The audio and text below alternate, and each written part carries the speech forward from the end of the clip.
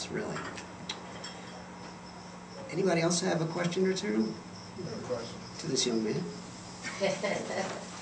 All right, when you look at Catholics as a whole, right, there's the ones who go to church because they were brought up Catholic, and they just go. Change comes, they'll find out, hey, that's changed. And then there's people, and you know, obviously like us, who came out tonight, have a little bit more of a level of caring, interest, you know? How are you going to reach the ones, and probably the majority of Catholics, that basically just go? They're like robots, you know? And if they're on vacation, it doesn't matter what they did Saturday night. The one thing they know is I better get to church. You know what I'm saying? Yeah, the I do. people that are faithful Catholics, but maybe they're not as pumped up about the true understanding of why we do what we do. How are you going to reach them? That's a really good question. I think those people are going to be reached by us. You know, I'm a revert to the Catholic faith. Don't confuse that with prevert. I'm a revert. I left the Catholic Church for, gosh, I don't know, 16, 17 years. And I won't bore you with the details, but by the grace of God, He shook me and brought me back. And I don't know if any of you have had something of that kind of experience, you know, as a young adult or later in life, where you remember what it was like, how you could not keep from sharing this with other people. I mean, it's like you're on fire, man. You got to share some of what you're encountering with the people around you. You just have to. And so, to reach those people who are kind of going through the motions in Holy Mass, as we delve more deeply into the mystery of Holy Mass through this good liturgical instruction and catechesis and making use of all the great things that Holy Mother Church proposes for us, it's going to light that fire in you. And then it's incumbent upon you to not be afraid to share the things that you're encountering. And I think that's probably the most direct way for us to reach these people, because they're our people. It's our siblings. We have siblings. We have friends. We have co-workers, neighbors that are kind of going through the motions. We're glad they're there, but you recognize they don't quite get it. Well, as you start to get it, don't be afraid to share it with them. I think that's probably the principal way that this is going to happen. I also think it's going to happen, in a sense, through the text of the sacred liturgy when it changes.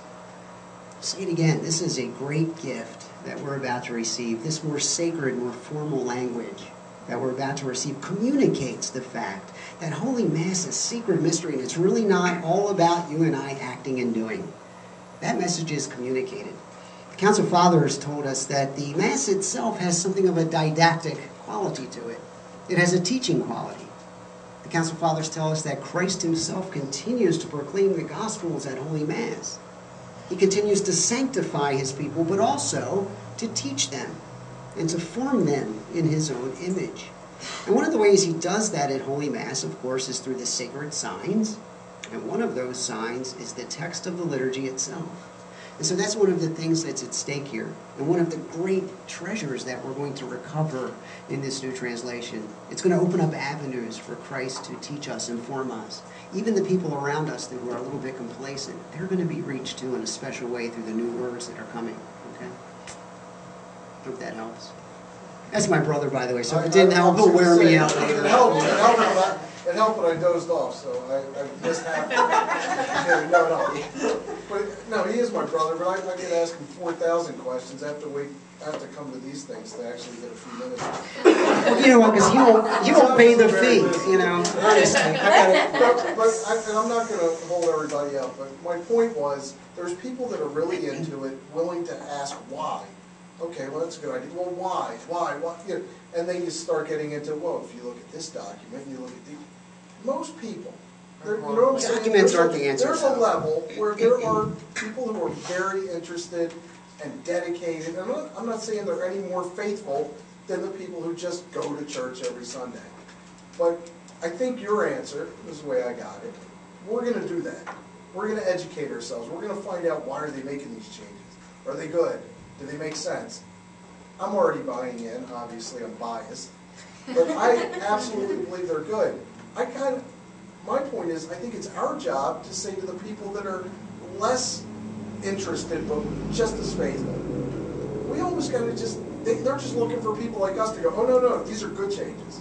I agree with that. There's a lot of people that look up to their peers because they know that we're more interested.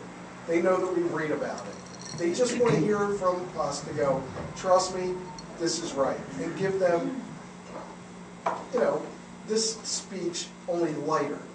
No, this is good. This is more faithful. This is more, this is more accurate translations, those things. I think it's So true. my point is, as it's easy to spread the word if you convince yourself.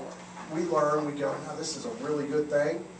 We're going to have a lot of people, siblings even, me and you both know, they're Catholic, but kind of. Why are we doing this? Trust me, it's a good thing. Because I've already heard it, just at work. Oh, you're Catholic? Why are they doing this? I mean, And people that's a fair are question generally for negative people to and ask us, angry too. that the church is changing things. And I guess Yeah, maybe we need an army of people who go, no, it's not bad. It's good. They're doing it for a good reason. that's absolutely People true. just say they like change, but they really don't. No, Exactly. nobody really likes And change. People are crying out for change. Why are you changing? Yeah, it's like they want changes that they know about and expect to happen. They don't want changes that are actually, actual changes. That's absolutely true. Especially if they make sense. And one of the downfalls of the text that we have now, because it's in this ordinary, everyday language, it's so down to earth that many of us have a sense that we really do understand what's going on in Holy Mass. We get it, when in many cases we don't. And one of the things that I mentioned a number of times tonight is this idea that Christ accomplishes, in the present tense, the work of our redemption at Holy Mass, through with and in His church. And that's real easy to say. For me, I've said it a lot of times, it rolls off the tongue, kind of. But what the heck does it mean? What does it mean? I mean, seriously, it's confusing, isn't it? Because we can look at the crucifix and say, wait a minute, I thought the Lord won the world's redemption through His passion, death, and resurrection. What do you mean He accomplishes it now? Present tense in Holy Mass. Well, that is indeed a great mystery of our faith, but we better take some time to get our hands around that a little bit.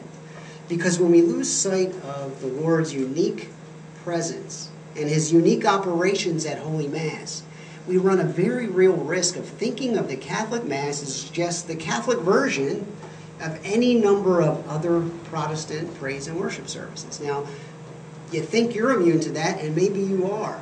But I got news for you. Our friends and relatives aren't. Pretty much everybody in this room knows somebody that left the Catholic Church to worship somewhere else. And some other ecclesial community, as we call them, another Christian community.